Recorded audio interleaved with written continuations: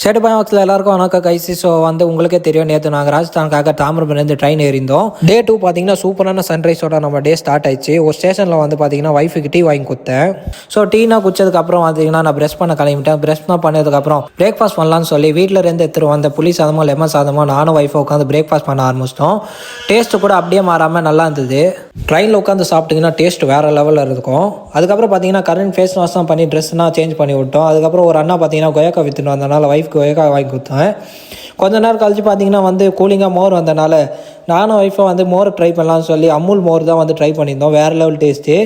அதுக்கப்புறம் ஒரு ஸ்டேஷன் வந்தனால இங்கே ரொம்ப நேரம் ட்ரெயின் நின்றனால கரண்ட் பார்த்தீங்கன்னா கொஞ்ச நேரம் வெளியே கூட்டிட்டு போயிட்டேன். உள்ளே வரும்போது பார்த்தீங்கன்னா க்ளீனிங் ஸ்டாஃப் க்ளீன் பண்ணியிருந்தாங்க. அதுக்கப்புறம் நானும் ஒய்ஃபும் லஞ்சு சாப்பிடலாம்னு சொல்லி வீட்டில் இருந்து எடுத்துகிட்டு வந்த சாப்பாடு தான் லஞ்சு சாப்பிட்டோம்.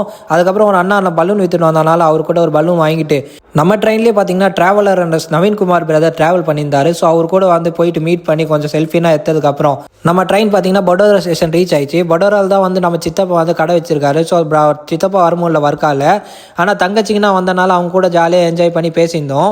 உங்களுக்கு இந்த ட்ரெயின் விளாக் ஃபுல் விளாக் வேணும்னா கமெண்ட்டில் விளாக்னு டைப் பண்ணுங்கள், நான் ஃபுல் விளாக் போட்டு விட்றேன். அதுக்கப்புறம் ட்ரெயின் ஆரன் வச்சதுக்கப்புறம் தங்கச்சிங்கன்னா பாய்ஸ் வந்ததுக்கப்புறம் டின்னருக்கு பார்த்தீங்கன்னா தங்கச்சி கோபி ஃப்ரைட் ரைஸ் எடுத்துகிட்டு வந்தாங்க நம்மளுக்காக.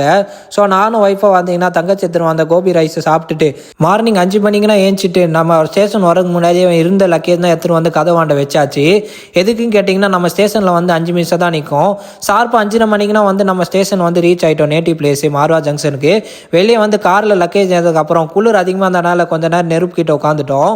ஸோ கொஞ்ச நேரம் பார்த்தீங்கன்னா நெருப்பு கிட்ட உட்காந்ததுக்கப்புறம் நம்ம திரும்பி வீட்டுக்காக கிளம்பிட்டோம் காரில். கிட்டத்தட்ட பார்த்தீங்கன்னா ஸ்டேஷன்லேருந்து 1 hour ட்ராவல் பண்ணி நம்ம வீட்டுக்கு ரீச் ஆகிட்டோம். So Chennai to Jodhpur train vlog பார்த்தீங்கன்னா இன்னையோட முடியுது. ஸோ இன்னைக்கு விளாக்ஸ் அவ்வளோதான் கைஸ். விளாக் உங்களுக்கு பிடிச்சிருந்தா நீங்கள் லைக் பண்ணுங்கள் அண்ட் ஷேர் பண்ணுங்கள். Bye bye.